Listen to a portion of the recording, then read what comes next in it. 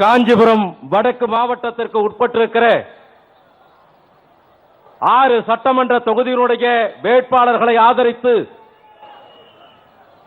தமிழகத்தினுடைய வருங்கால முதலமைச்சராக பொறுப்பேற்க இருக்கிற இன்றைக்கு இந்த மேடையிலே தேசிய முற்போக்கு திராவிட கழகமும் தமிழ் மாநில காங்கிரஸ் கட்சியும் மக்கள் நல கூட்டணியும் இந்த மகத்தான வெற்றி கூட்டணியினுடைய வெற்றியினுடைய முதலமைச்சர் வேட்பாளராக மேடையிலே வீற்றிருக்கிற நம்முடைய பாசத்திற்கும் ஆறுயிருக்கு சொந்தமான அன்புக்குரிய தலைவர், எதிர்கால தமிழகத்தை வழிநடத்தக்கூடிய வலிமைமிக்க தலைவர், நம்முடைய பாசத்துக்குரிய கேப்டன் அவர்களே, மேடையிலே வீற்றிருக்கிற கூட்டணி கட்சியினுடைய தலைவர்களே, இந்த அறிமுக கூட்டத்திற்கு தலைமை பொறுப்பினை ஏற்றிருக்கிற காஞ்சிபுரம் வடக்கு மாவட்ட கழகத்தினுடைய செயலாளர் மரியாதைக்குரிய அண்ணன் அனகை முருகேசன் அவர்களே, இந்த மேடைக்கு முன்னாலே வீற்றிருக்கிற நம்முடைய தேசிய முற்போக்கு திராவிட கழகம் தமாக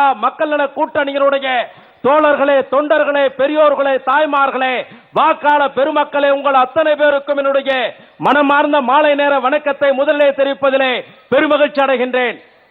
மாலை சரியாக 5 மணிக்கு துவங்கிய இந்த கூட்டம் தலைவர் கேப்டன் அவர்கள் இந்த நாட்டினுடைய இந்த கூட்டணியினுடைய முதலமைச்சர் வேட்பாளராக அறிமுகப்படுத்தி இங்கு பேசிய தலைவர்கள் எல்லாம் லஞ்ச லாவண்யம் இல்லாத ஒரு ஆட்சி தமிழகத்திலே மலர வேண்டும் என்று சொன்னால், ஊழல் இல்லாத ஒரு ஆட்சி தமிழகத்திலே அரங்கேற வேண்டும் என்று சொன்னால், துளி சாராயம் தமிழகத்திலே இல்லை என்கிற நிலை மாற வேண்டும் என்று சொன்னால், தலைவர் கேப்டன் அவர்களுடைய தலைமையிலே ஒரு ஆட்சி மாற்றம் தமிழகத்திலே வர வேண்டும் என்று சொன்னார்கள்.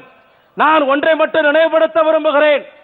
ஏறத்தாழ புரட்சி தலைவர் எம்ஜிஆர் அவர்கள் மறைந்ததற்கு பின்னாலே எம்ஜிஆர் அவர்கள் அமர்ந்திருந்த முதலமைச்சர் நாற்காலிகளே அன்றைக்கு எம்ஜிஆர் உடைய மனைவி ஜானகி அம்மையார் அவர்கள் பொறுப்பேற்றார்கள். அந்த பொறுப்பேற்ற நேரத்திலே ஜானகி அம்மையார் அவர்கள் மேடையிலே வீற்றிருக்கிற நம்முடைய தலைவர் அவர்களையும் நம்முடைய அந்நியார் அவர்களையும் விருந்துக்காக ராமாவரம் தோட்டத்திற்கு அழைத்தார்.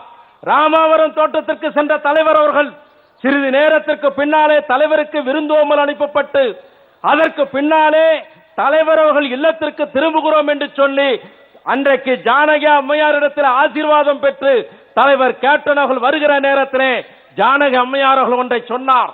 நீங்கள் 1 நிமிடம் இருங்கள் என்று சொல்லி உள்ளே போய் ஒரு சாவி கொத்தை கொண்டு வந்து நம்முடைய இனமானம் காக்கக்கூடிய தலைவர் கேப்டன் இடத்திலே தந்தார்கள். அப்படி தந்த அந்த அம்மையார் அவர்கள் ஒன்றை சொன்னார். நான் புரட்சி தலைவர் எம்ஜிஆர் அவர்கள் தான் நெருங்கி பழகிய எத்தனையோ பேருக்கு மறக்க முடியாத நினைவு சின்னத்தை தந்திருக்கிறார். அதே போலத்தான் எங்களுடைய வீட்டுக்கு வந்திருக்கிறீர்கள், உங்களுக்கு எம்ஜிஆர் உடைய நினைவாக ஒரு பரிசை தருகிறேன் என்று சொல்லி அம்மையார் அவர்கள் அந்த சாவி கொத்தை கொடுத்தார். தலைவருக்கு ஒன்றுமே புரியவில்லை.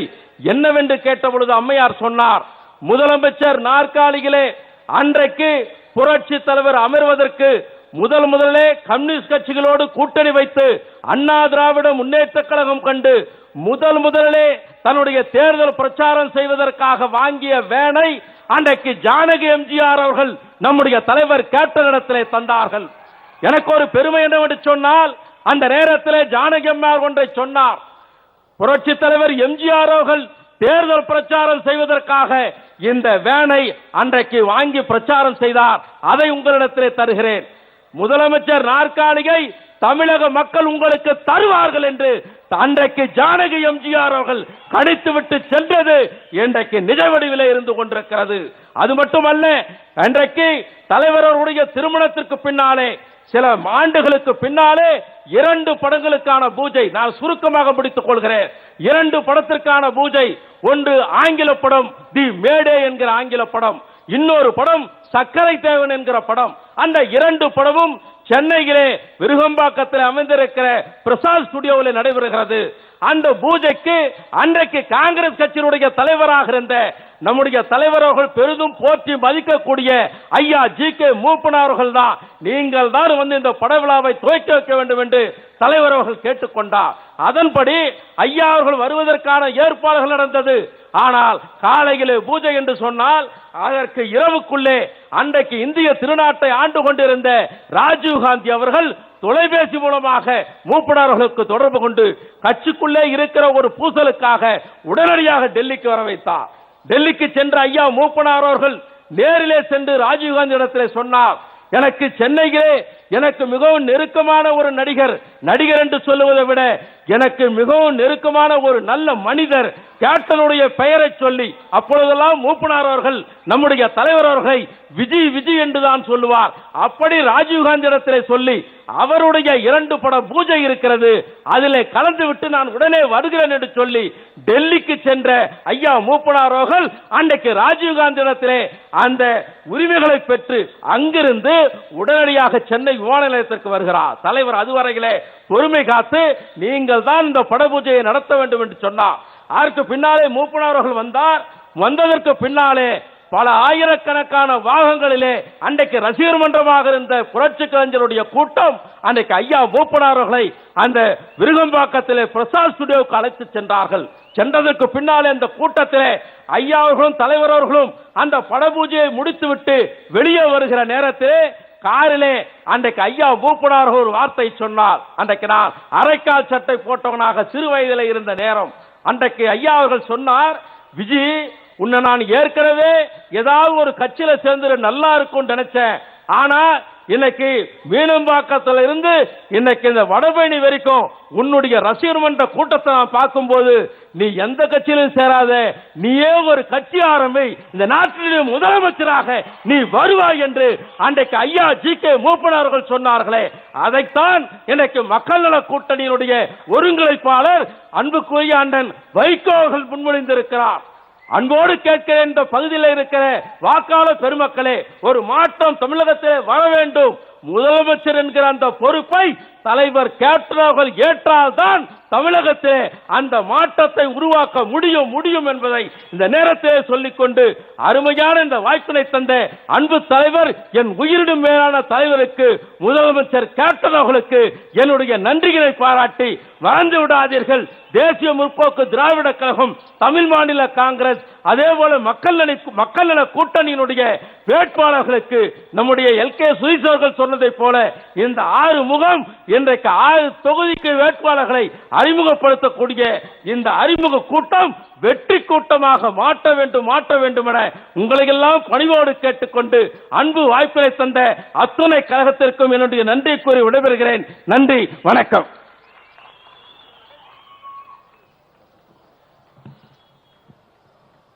காஞ்சி வடக்கு மாவட்டத்திற்கு உட்பட்ட ஸ்ரீபெரும்புதூர் சட்டமன்ற தொகுதி, காஞ்சிபுரம் சட்டமன்ற தொகுதி, பல்லாவரம் சட்டமன்ற தொகுதி, தாம்பரம், திருப்போரூர், செங்கல்பட்டு 6 சட்டமன்ற தொகுதியினுடைய நிர்வாகிகளுடைய தேர்தல் பிரச்சார கூட்டத்திற்கு வருகை தந்து இந்த பொதுக்கூட்டத்திலே கலந்து கொண்டு இங்கே பேசிய அமர்ந்திருக்கின்ற நம்முடைய கூட்டணி கட்சியினுடைய அத்தனை தலைவர்களுக்கும் என்னுடைய நெஞ்சார்ந்த நன்றியை தெரிவித்துக் கொண்டு, இங்கே பேசிய நம்முடைய கழகத்துடைய அத்தனை நிர்வாகிகளுக்கும் என்னுடைய நன்றியை தெரிவித்துக் கொண்டு, இப்பொழுது நம்முடைய இதய தெய்வம் தேமுதிக மக்கள் நல கூட்டணியுடைய தமாக கூட்டணியுடைய முதலமைச்சர் வேட்பாளர் குறிய தலைவர் கேப்டன் அவர்களை பேசுமாறு அன்போடு அழைக்கின்றேன்.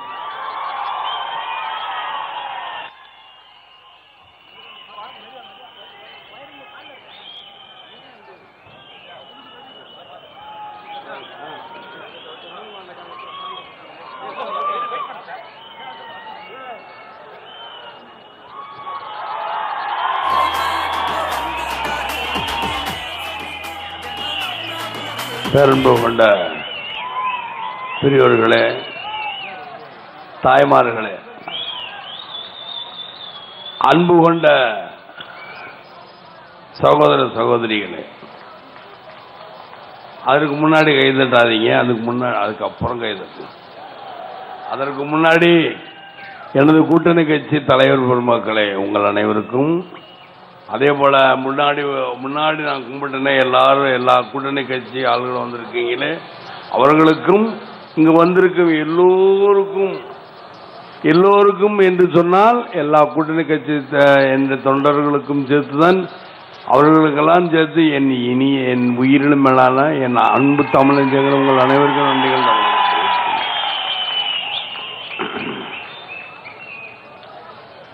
தேமுதிக மக்கள் நல தமாக கூட்டணி காஞ்சிபுரம் மாவட்டம் தாம்பரத்தில் நடக்குது. எப்பயுமே ஏதாவது ஒரு சாதனை பண்ணணும்னு நினைப்பாரு முருகேசன் அவர்கள். அழகு முருகேசன் தான் அவர் பேர். அந்த வகையில் இதுவும் ஒரு சாதனை தான் என்பதை தெரிவித்துக் கொள்கிறேன்.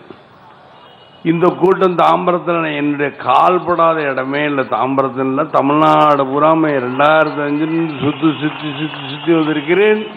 2005 2009 வரைக்கும், ஏன் 2006 to 2011 வச்சுக்கிறோமே, 13 இடைத்தேர்தலில் என்னுடைய கால் பதிக்காத இடமில்லை. அதே போல் 2006 தேர்தல் நேரத்திலும் என்னுடைய கால் பதிக்காத இடமில்லை. 2006 உள்ளாட்சி மன்ற தேர்தலில் நான் கால் பதிச்சிருக்கேன். 2009 தேர்தலில் நான் கால் பதிச்சிருக்கிறேன். 2011 நான் சுத்தாத இடமும் கிடையாது.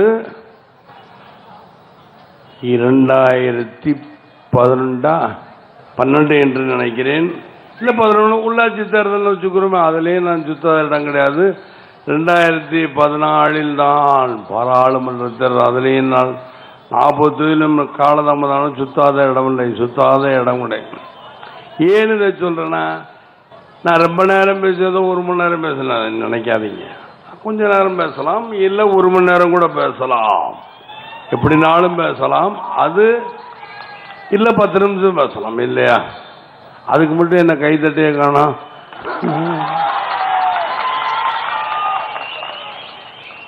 சொல்லுவாங்களாம் பொதுவாகவே, இருங்க கொஞ்சம் இருங்க, நம்ம கீழே பார்த்துக்கலாம்.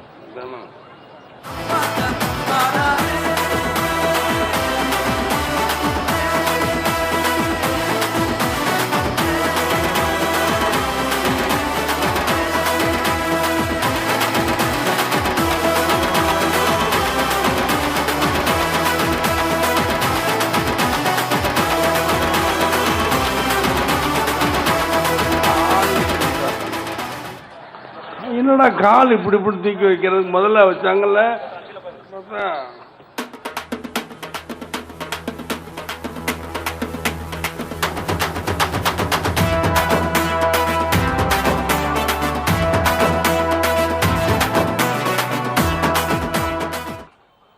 அன்னைக்கு வெள்ளக்காரனை பூரா வெளியேற்றின நாட்கள் எவ்வளவு உண்டு. சுதந்திர போர் இன்னைக்கு நடக்கிறது ஒரு சுதந்திர போர் தான். கொள்ளையினை வெளியேறு என்ற சுதந்திர போர் தான். கொள்ளைக்காரர்கள் 20 இருக்கிறார்கள். ஜாக்கிர பிள்ளை பிடிக்கிற கூட்டத்தோடு கொள்ளைக்காரர்கள் 2 பேர் இருக்கிறார்கள். ஒன்று அதிமுக, இன்னொன்று திமுக. அது அனைத்திலும் தில்லுமுள்ளு கட்சி. இது திராவிட கழகம் என்றால் தில்லுமுள்ளு கழகம். திருட்டு முன்னேற்ற கழகம் கூட நீங்க சொல்ல, எப்படினாலும் சொல்லலாம். 2 ஒன்று தான். தில்லுமுள்ளுன்னா என்ன, திருட்டுன்னா என்ன, 2 ஒன்று தான். அது மாதிரி அனைத்திலும் அவங்க தில்லுமுள்ளுன்னா அனைத்திலும் அவங்க திருட்டு முன்னேற்ற கழகம். அண்ணா அனைத்திலும் திருட்டு முன்னேற்ற கழகம்னு சொன்னா என்ன, ஒன்றும் தப்பில்லை. ஏன்னா 2 பேருமே கட்டின வீட்டுக்குள்ள புகுந்த ஒரு கருணாகம். ஏன் கருணாகம்னா, ஆனால் சொன்னேன், பேரறிஞர் அண்ணா அவர்கள் சொன்னார், கட்டி வீட்டுக்குள் புகுந்த கருணாகமாக இருக்கிறார்களே என்று எதற்கோ சொன்னார். ஏதோ அதே போல என்னுடைய கூட்டணி கட்சி தலைவர்களான அண்ணன் வைகோ அவர்கள், சின்னையா ஜி.கே. வாசன் அவர்கள், அதே போல எனது சகோதரர் திருமால் வளவன் அவர்கள்,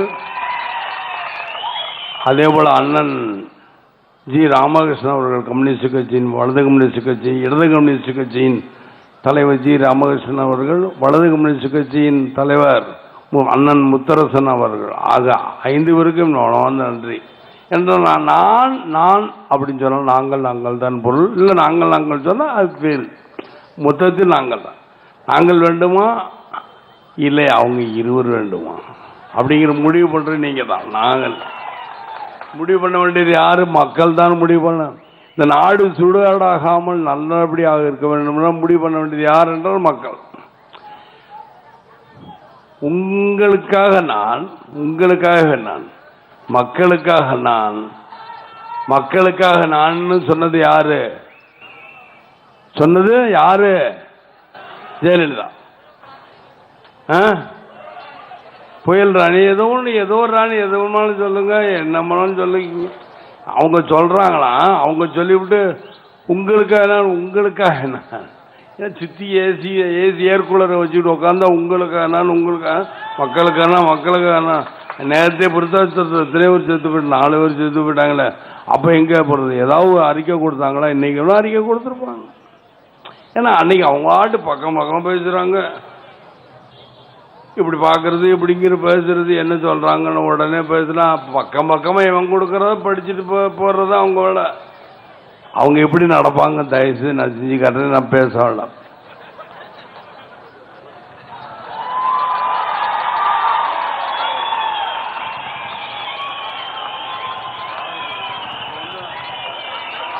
இப்போ நான் நடந்து வந்து பார்த்தீங்கல்ல, அதில் வந்து கார் வந்து ஏறிக்கணும். பெரிய ஸ்க்ரீன் இருக்கும், பெரிய ஸ்க்ரீனை திறந்துட்டு வருவாங்க.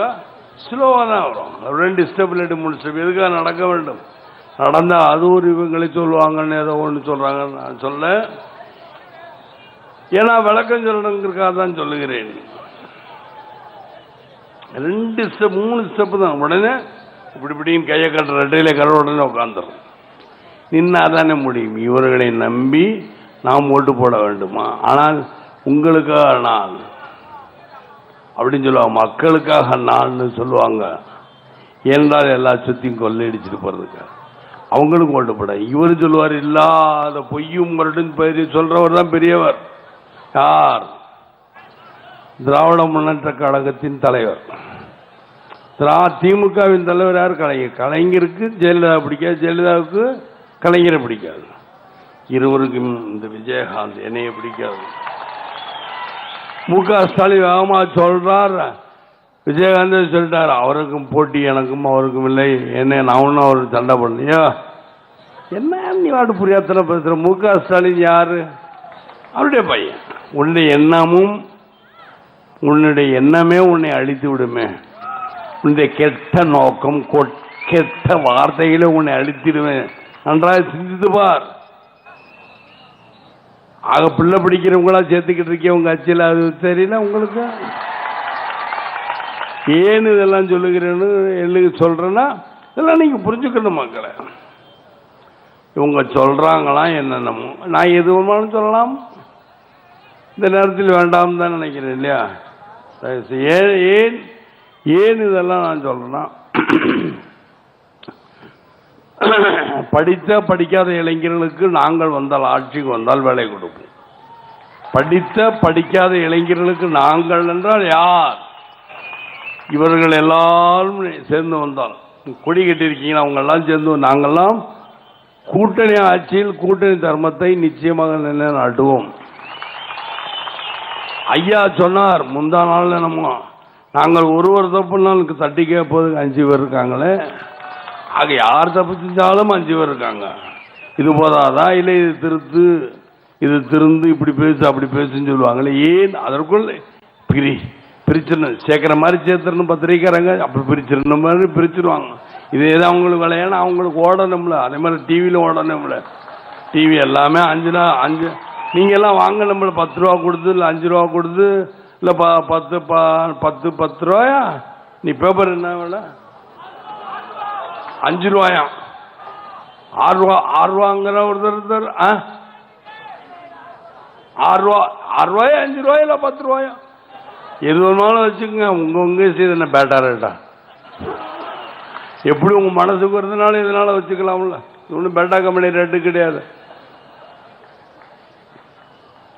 ஏன் விஜயகாந்த் இதை சொல்லுகிறேன் அப்படின்னா, இப்ப ஒரு உதாரணத்துக்கு ஒரு சில கதைகள் சொல்லட்டுமா? இப்ப ஜெயலலிதா உங்களுக்கு அங்க தெரியுமா, எங்களுக்கு அது தெரியுமே அப்படின்னு பேசக்கூடாது நீங்க. ஏன்னா இது ஒரு ஒருத்தர் இருந்தா, புத்த பிச்சு, நான் உலகத்தில் பெரிய பணக்காரன் ஆகணும், நீ போய் தோண்டு, கடைசி ஒரு கல் கிடைக்கும். அந்த கல் விட்டு ஒரு நாள் விட்டு எடுத்துன்னா விட்டெறிய முடியாது. அந்த விட்டெறியாக முடியாததான் தங்கம். நீ உலகத்தில் இருக்க பணக்காரர்களை எவ்வளவு பணம் வந்துடும்னா தோன்ற ஒரு இடத்துல தோண்டி தோண்டி பார்க்குற ஒரு கல்லையும் காணும். கல் இருக்கிற இடத்துல எடுத்து அவர் சொன்ன இடத்துல தோண்டிச்சுன்னா கல் வந்துச்சு. கல் ஒவ்வொரு கல்லாம் எடுத்து போட்டானா ஒரு கல்லையும் காணாம வெளுத்து தொந்தரவு என்ன வச்சு ஒரு கல்லையும் காணாமே அப்படின்ட்டு அவராட்டி போயிட்டானே. எனக்கு தங்கமே வேண்டாம். அந்த மாதிரி இப்போ இன்னைக்கு சொல்லுவாங்க, எல்லாம் சொல்லுவாங்க. கடைசி நேரத்தில் திமுக எனக்கு ஓட்டே போடாதீங்கன்னு அவங்க வாயிலிருந்து வருதா இல்லையா என்று பாருங்கள். அவங்களும் சுற்றுவார்கள். அனுதாபத்தில் ஒருத்தர் சுற்றுறாராம். அவர் தேதியெல்லாம் கொடுத்துட்டாராம். முன்னாடி திமுக தலைவர் கலைஞர் என்னமோ ஒரு தேர்தல் தேதினா நீங்களும் பச்சாதாபப்பட்டு ஓட்டு போடுறீங்கன்னு பயந்துக்கிட்டு அவர் அப்படியே போவார். தலை தொங்க போட்டுக்குருவாராம். ஒரு சேரில் ஏன் நிமிந்து உட்கார மாட்டாரா?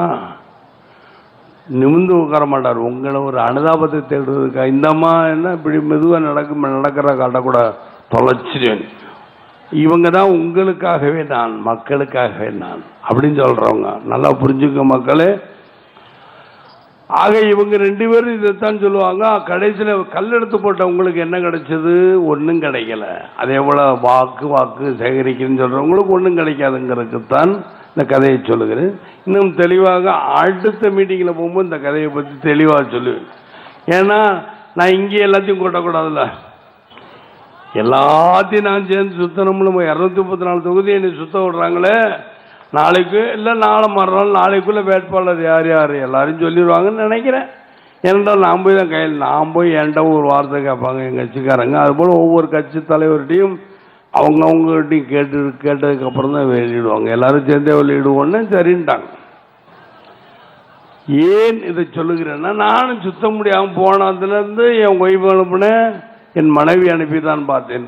நீ வெறும் கார்பரேஷன் எங்கெங்கே இருக்கோ அங்கே போய் பேசுங்க. அங்கே பேசுறதுக்கு ஏகப்பட்ட பிரச்சனை அவங்களும் சொல்லிக்கிட்டே இருக்காங்க. அதை நான் சொல்லிட்டேன்.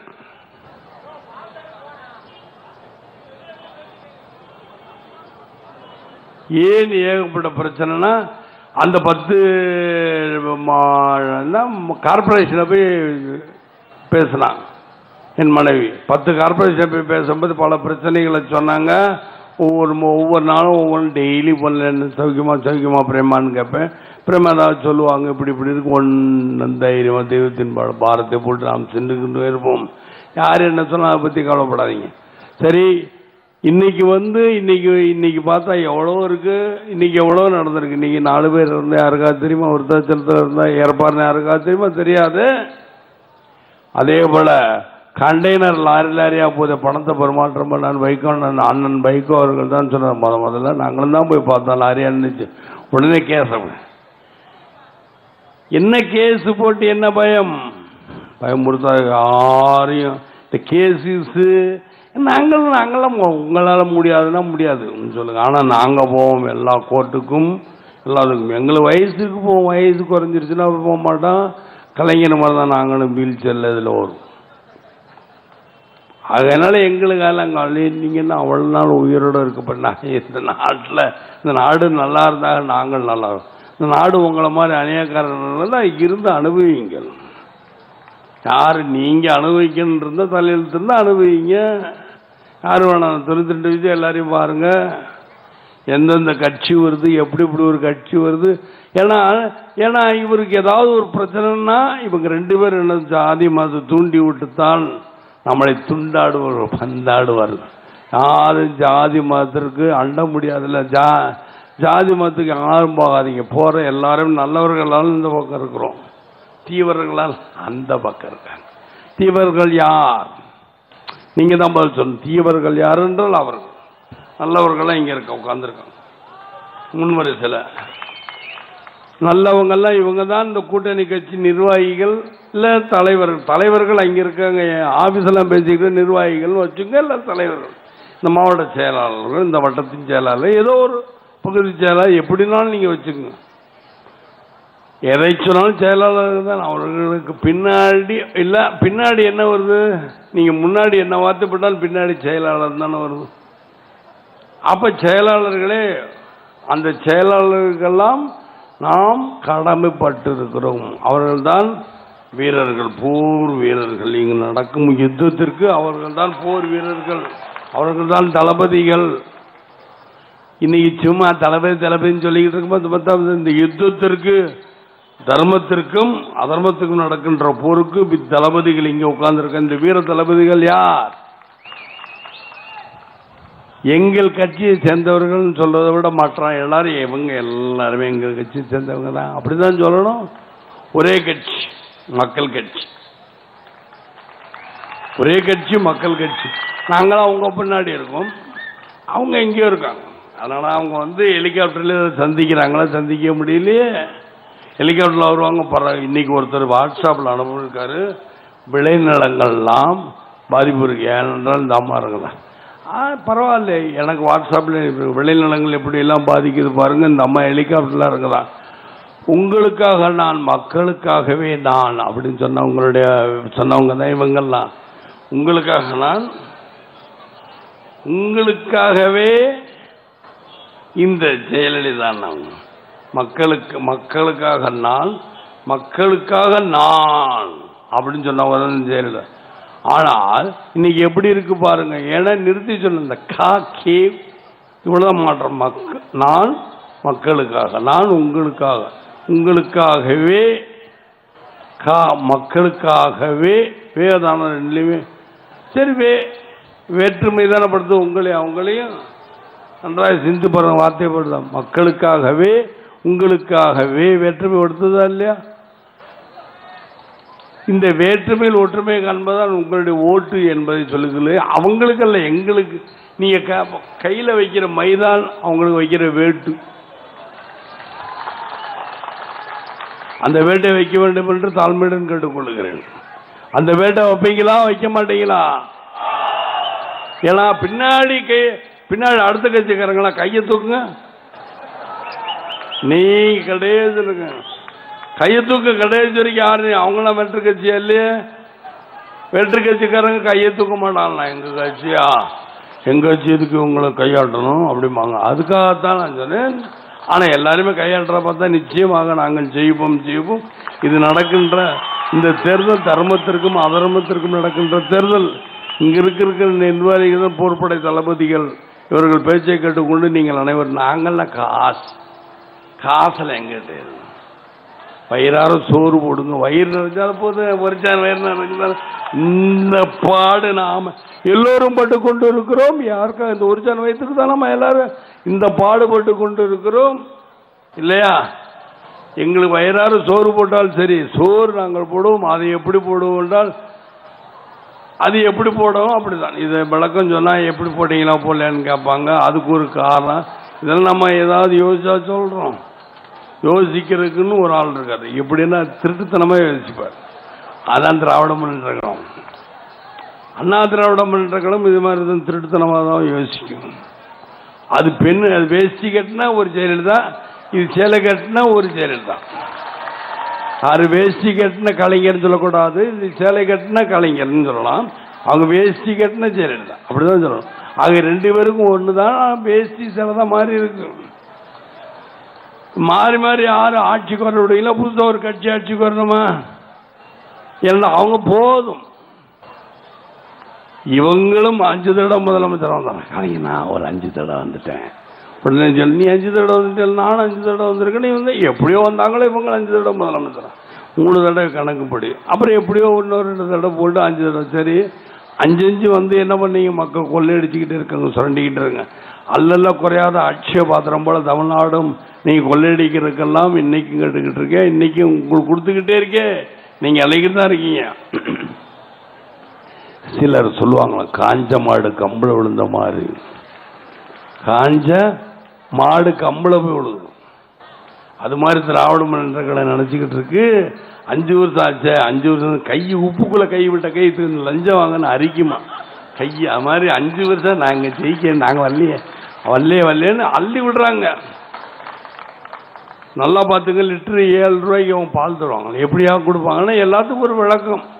இதற்கு ஆங்கில பத்திரிகையில் சொல்லியிருக்காங்க. இன்னைக்கு ஆங்கில பத்திரிகையில் எப்படியா கொடுப்பாரு இவ்வளோ 70,000 கோடி 70,000 கோடினா 1,00,000 கோடி வரும். 1,00,000 கூட 30,000 கோடி கொள்ளையடிக்கப்படும். 70,000 கோடி மக்களுக்கு கூட 30,000 கோடி இவங்க ஏன் கொள்ளையடிப்பாங்களா மாட்டாங்களா என்பதை நீங்கள் சிந்திக்க வேண்டும். அதனால் சிந்தித்து செயல்படுங்கள் என்று கேட்டுக்கொண்டு விடைபெறுகிறேன். நன்றி, வணக்கம். மக்களே, உங்கள் ஓட்டு யாருக்கு? அதை மட்டும் தெரிஞ்ச மாதிரி எங்களுடைய கூட்டணி கட்சிகளுக்கு தான் உங்களுடைய ஓட்டு. தர்மத்திற்கு நடக்கப்பது நாங்கள் தர்மபகான்கள் தான் நாங்கள், அதர்மபகான்கள் அவங்களை இருவர். அதை நீங்கள் உணர்ந்து நீங்களாம் வாக்களிக்க வேண்டும் என்று தாழ்மையுடன் கேட்டுவிட. நன்றி, வணக்கம் மக்களே. நன்றி. முதல்வர்கள் அடுத்த அம்பத்தூருக்கு தேர்தல் பிரச்சாரத்துக்கு செல்வதால் நன்றி உரைப்பாரு